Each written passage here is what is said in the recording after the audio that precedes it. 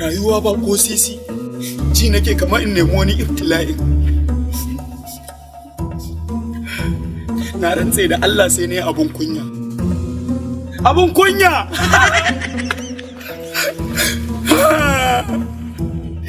Allah ya kawo wata kun ba sai na mata gatsiye ba, Allah ya tsina. Ba ko sisi alaji.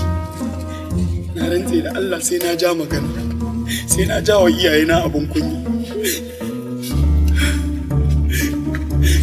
Wayo talauci!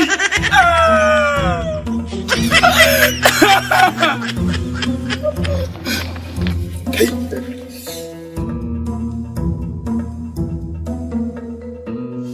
Na rantse da Allah da Annabi. Ji yarinyar da ta biyo nan wallahi ba ta yi. Hasbunallahu wa ni'mal wakil. Ya jin jalali wal ikram. Kai! Kai!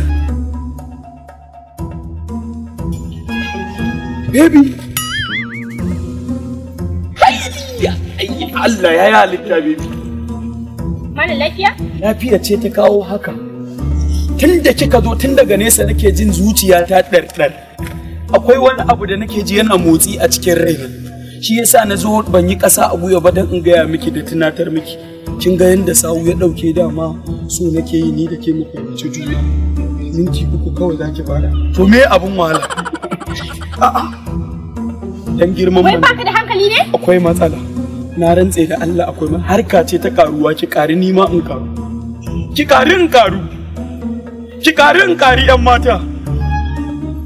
Akwai abubuwa da yawa nau'i na tara miki su. Zan baki mamaki. To ka sani ni ba ya iska bace kamar kai. Ka gane ko? Wayo Allah na!